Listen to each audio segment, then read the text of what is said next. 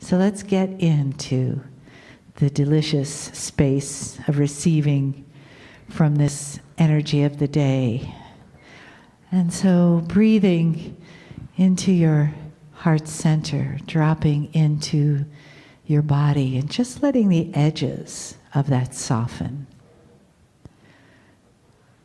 Letting your breath soften your thoughts, and letting your breath soften your body so that you just relax.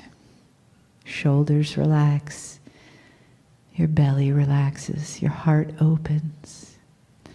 Even your feet inside your shoes soften as you connect with Gaia underneath you.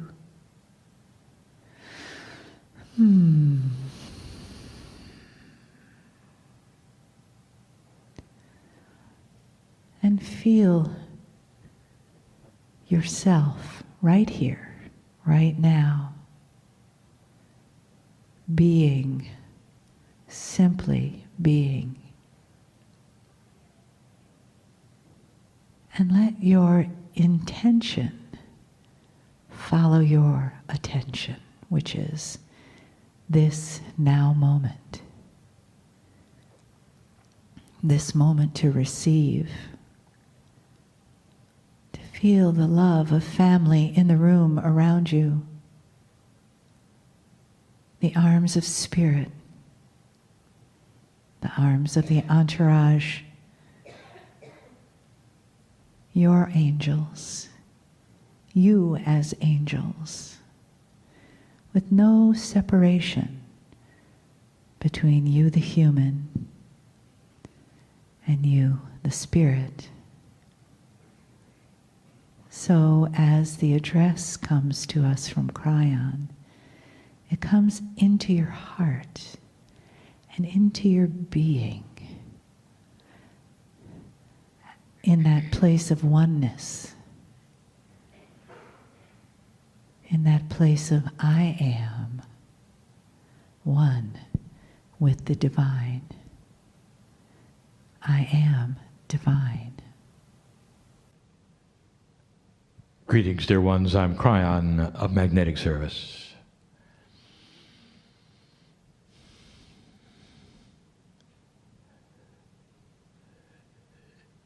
Congratulations to all of those listening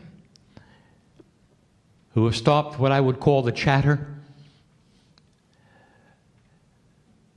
and put that which is the three-dimensional reality behind you. That which you were born told, this is the way it works, behind you. And instead have accepted something that is beyond what you were taught. That there is a creator who loves you, who loves you. And that this creator is part of your actual makeup. At the cellular level, God is inside. So much is this obvious to some of you that you would even greet each other with a symbol, a motion. The God in me greets the God in you.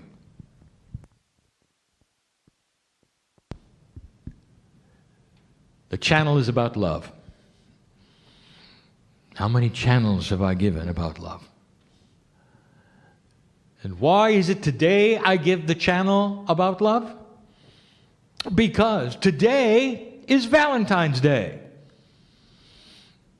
Well, wait a minute, Kryon. No, it's not. This is a test of your linearity, dear ones. Here we sit in this great town, in this great area of Canada, and I have news for you. It's always tomorrow somewhere in the earth. It's Valentine's Day. Tomorrow. And there are those right now celebrating it. So why not you, oh multidimensional creature that you are? Let's celebrate it together. The Valentine is a big one, all-encompassing. as big as the universe, and bigger.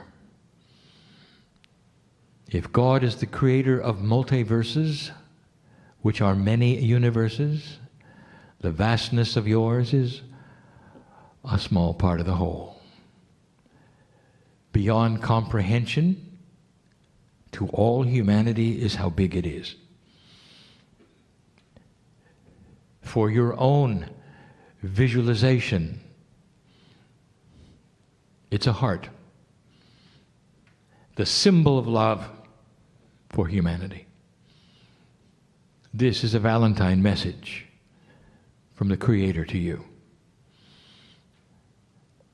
We've spoken of love before. There are languages on this planet which have multiple names for love. And the names would represent the kinds of love that there are. The love of God is always one of them. The love of a mother for a child for the parents. The love of you for an animal, for instance. The love of human to human. It varies so greatly, and yet somehow it's the same, is it not? There are attributes of all of these types of love that are the same.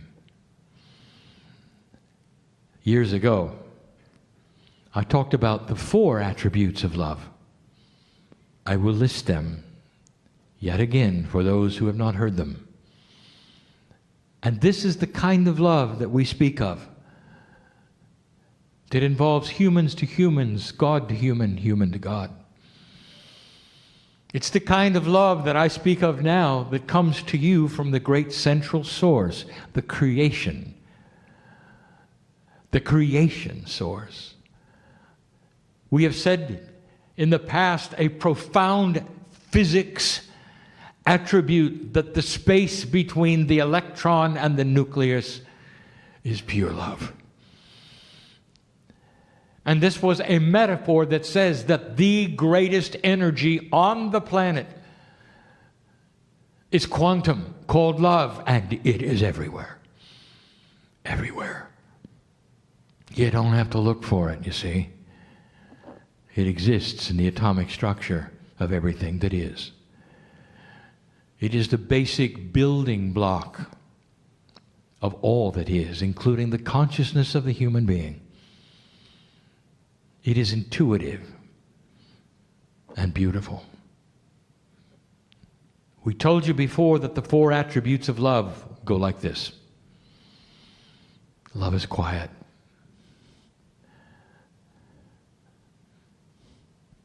Doesn't announce itself, you see, it just is. In all of its profundity and pureness, it just is.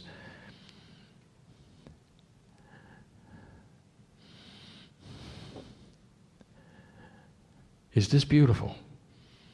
To know that you don't have to activate it? If you can stop the chatter, you can feel it, you can hear it. Is it possible that the Creator loves you?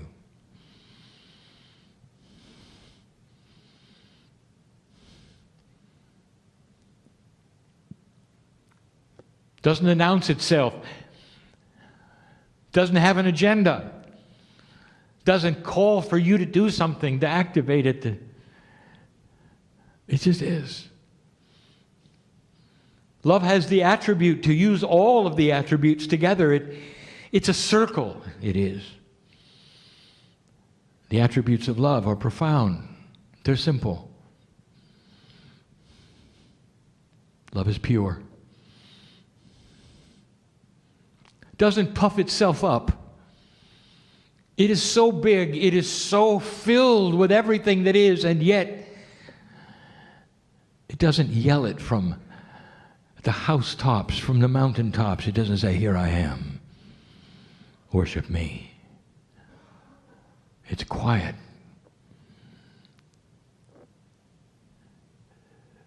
Four attributes of love are easy to talk about. Harder to put into practice. And we could leave it at that. But we're not going to. there are some what I will call love assumptions that I would like to talk about. And they have to do with humanity. If Valentine's Day is one that talks about the love of one for another, this is the love of God for you. And there are some attributes we'd like to speak to you about, dear ones. And I will tell you, in this energy, you need to listen. Because if you're going to feel this from the Creator, you got to drop some assumptions. Assumptions come from experience, from teaching, from life. They come from what you're taught is the way of things. And in an older energy, quite often the teaching is old. And so we wish to update it all for you. New thinking. Now stop the chatter for a moment. The first assumption and attribute of love that we wish to talk to you about may shock and surprise you, and it's called fear. Who invented the word God-fearing? Are you a God-fearing person? If you are, why? What do you have to fear? And you will say, well, this is what we were taught. God is everything and we're nothing. And so, where's the fear come from? Perhaps you are mixing it up with what the Greeks said were God. They made their gods dysfunctional so you could fear them. Or some of the other societies who built that which they considered their gods to be strong, judgmental, squash a human if you didn't do the right thing. And yet somehow that carries over right to you in this modern time, and you say, well, I'm a God-fearing person, and you're so proud of it. And I'm going to say to you, why? Don't you understand? If you use the word fear at the same time you use the word love and God, you really don't understand who you are and who God is. You just don't. You're just saying the words. The Creator of this universe knows your name. There's a piece of this creation in you. It resides in you firmly, and always has, and always will. That which you call the test of earth is about the test of energy with free choice of humanity. This is not the reality that you expect. When you're on my side of the veil, that's reality. You keep coming and going and coming and going and coming and going to process something grand and great on this planet, old soul, and you're doing it now. There's been no greater time than this, where this test comes to fruition and you start to see the light win over the dark. And the love of God is your fuel. It is your fuel, and if you fear it, your tank is empty. As goes love, goes earth, goes the galaxy, goes the universe. There are many universes. There's things that you should know. The very vibration of the quantum energy, of the cosmic tone that you can hear that actually speaks of the creation, or what you call erroneously the Big Bang, is love. It's love. Cosmologists can hear it. They don't know what it is. It's a background noise. It's love. It's the Creator having created this universe to get to this galaxy, to get to this planet. And your souls are here operating a test of love. Can you see it or not? And if you do, you will raise the vibration of this planet, this solar system, this galaxy, and this universe, along with others who are doing the same thing It will change the fabric of love for the future. Universes to come. Time is not something that bothers us at all. The creative source is love. It always has been. It always will be. Why do you fear it? It's time to rewrite it. And if you're using the word to fear, when you use the word God, perhaps this will be the last time you do.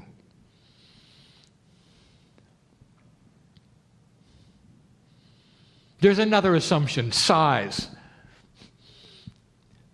You're small, God is big. And when you sit and look at the cosmos, even with your own naked eye, it's overwhelming, overwhelming. If you were to be so fortunate as to study the cosmos and call yourself an astronomer, it is so vast and so amazing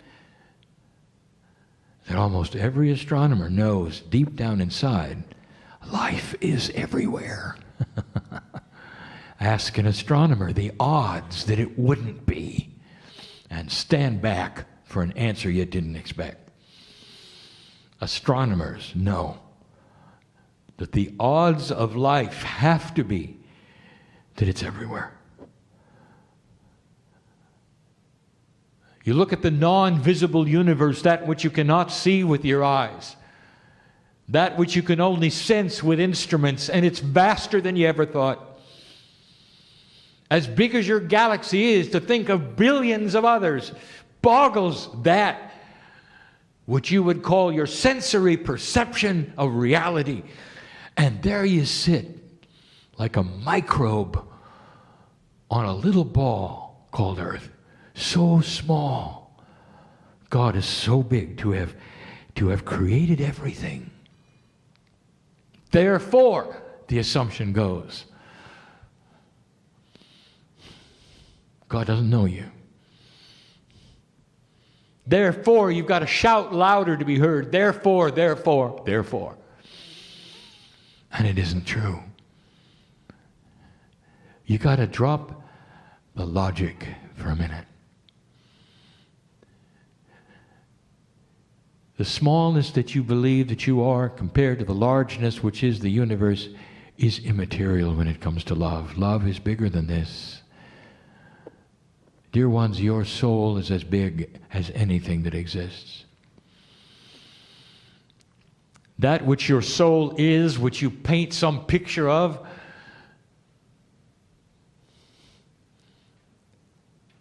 is the fabric of creation.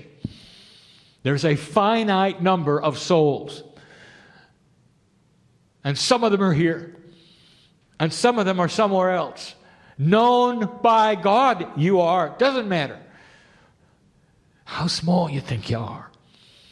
That's a bias. Don't assume that you're tiny little cog in the machine when you're known by God, the creator of the universe, the lover of all humanity.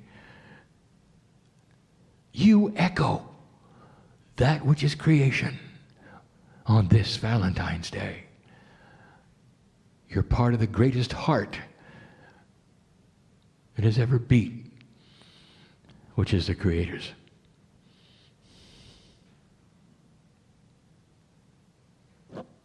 Another one is this. Do any of you understand that the minute you bow down and worship God, you're worshiping yourself? How does it feel?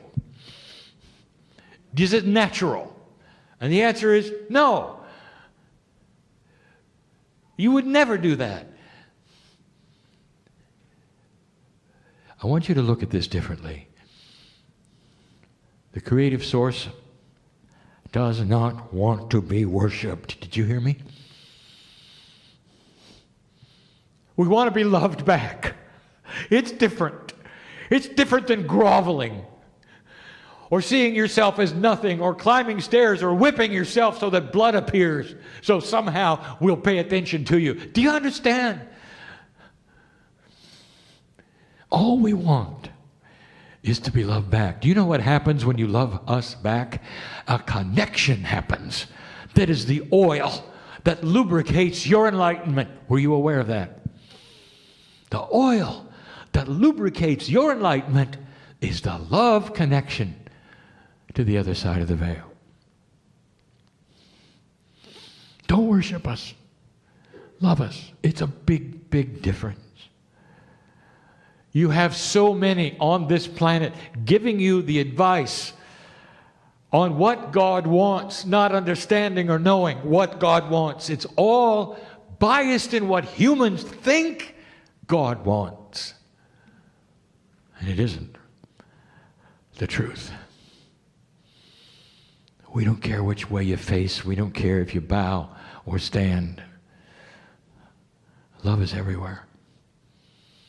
We love you to your last breath and then beyond. And when that's over, and 3 days later when your soul appears and the celebration begins, all you see is love. All you hear is the music of the strings of love. And then you're home, and that's reality. This is not. This is being human. To you, it's everything at the moment. And it is because you have before you a test of energy that you've never had before, that is such a grand scale you cannot even believe it. What you do here on this planet next, old soul, is going to affect universes someday to follow. And the irony is, you sit there thinking you're trapped in time, you're going to be part of the universes to follow because you're timeless. Timeless. As pieces of God that you are, you'll always be, and you always will, and you always have been. Hard for you to imagine such a thing. Pieces and parts of your soul are other places right now. They're parts of you. You didn't really understand that. We've told you that before, dear ones.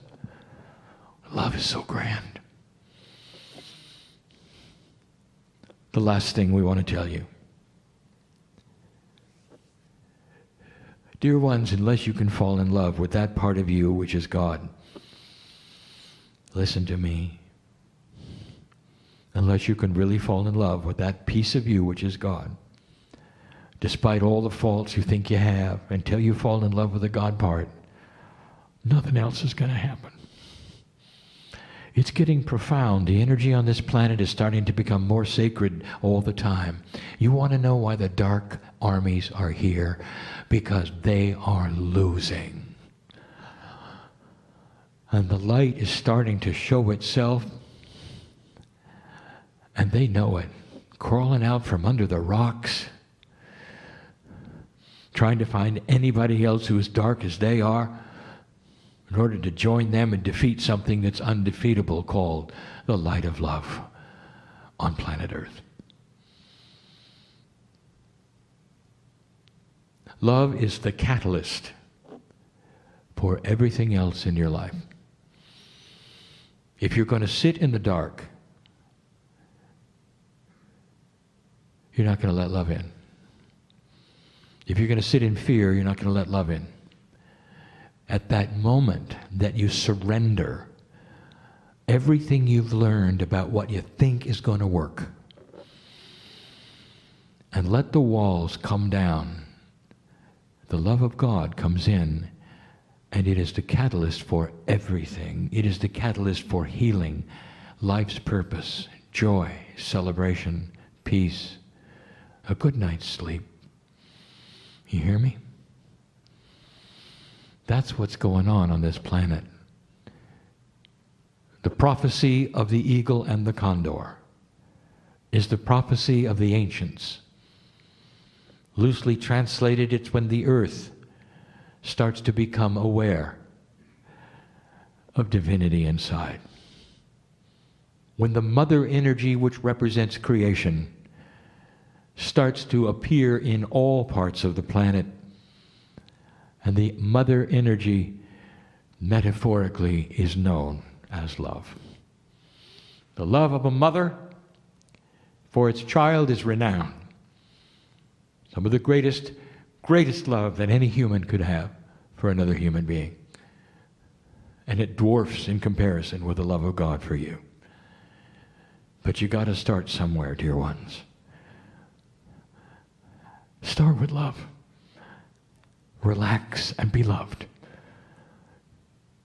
Start to love back. And understand that something's going on when you do. It's not just nice to be loved. It's not just nice to love back. There's physics involved. A connection happens. Your cellular structure knows it. Your DNA starts to become more efficient, improve, heal. Do you hear me? Heal. All because you stretched out your hand and said, I give up. Let's just love each other. Is there any greater message on Valentine's Day? The heart that beats for you, that is the universe, knows your name. Now when you stand from this place, stand taller than you did when you came in.